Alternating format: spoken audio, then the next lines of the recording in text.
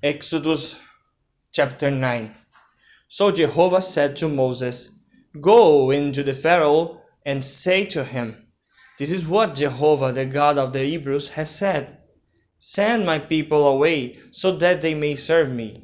But if you refuse to send them away and you keep holding them, look, Jehovah's hand will come against your livestock in the field.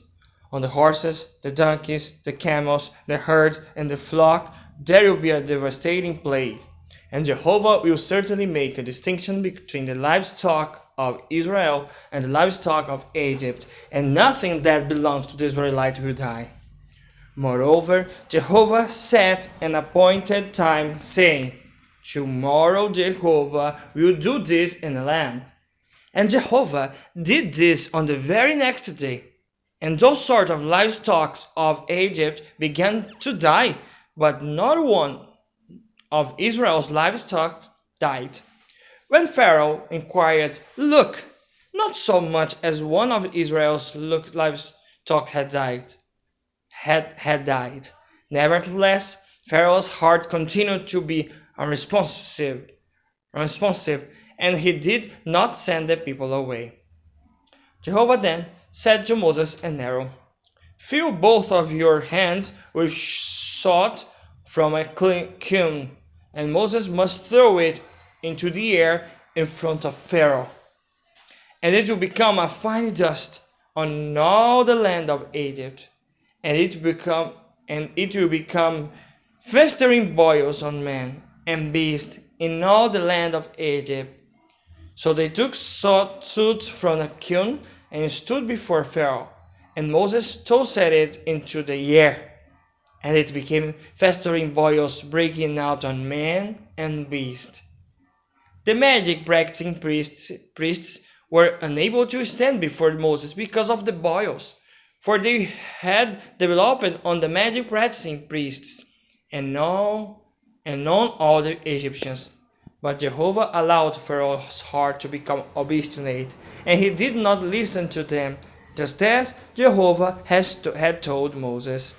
Then Jehovah said to Moses, Get up early in the morning and station yourself in front of Pharaoh and say to him, This is what Jehovah, the God of the Hebrews, has said.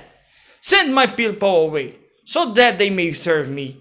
For now I am directing all my blows to strike your heart and your servants and your people, so that you may know that there is no one like me in all the earth.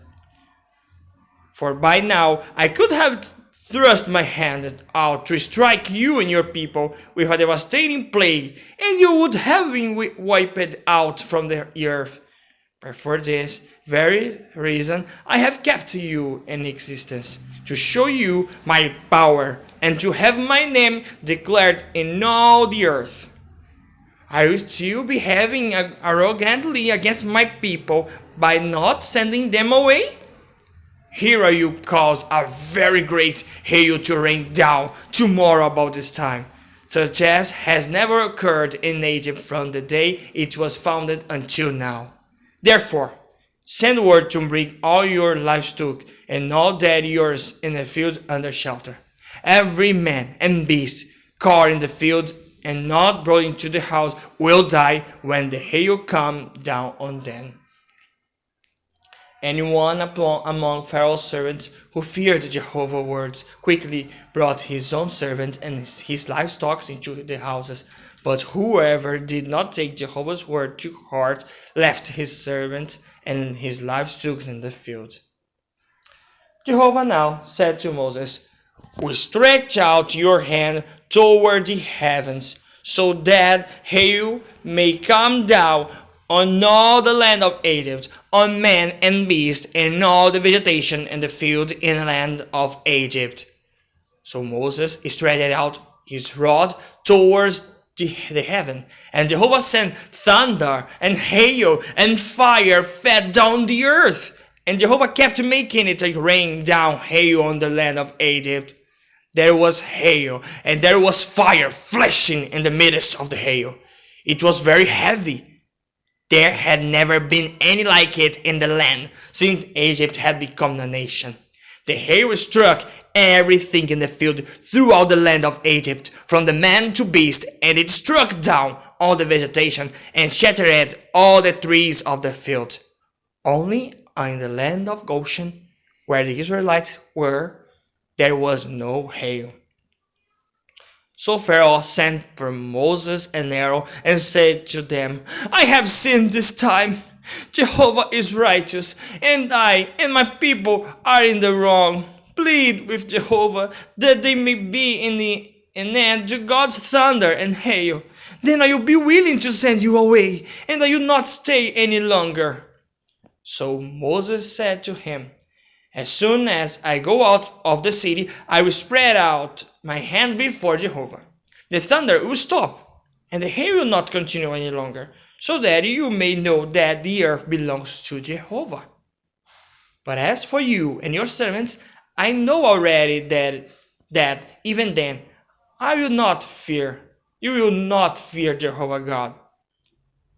Now the flax and the barley had been struck down, because of the barley was in the ear, and the flax had flower buds. But the wheat and the spelt had not been struck down, because they were later crops. Moses now went out of the city from Pharaoh and spread out his hands before Jehovah. And the thunder and the hail stopped, and the rain quit pouring down on the earth.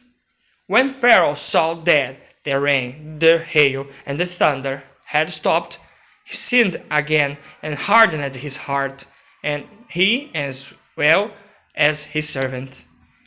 And Pharaoh's heart continued obstinate, and he did not send the Israelites away, just as Jehovah had stated through Moses.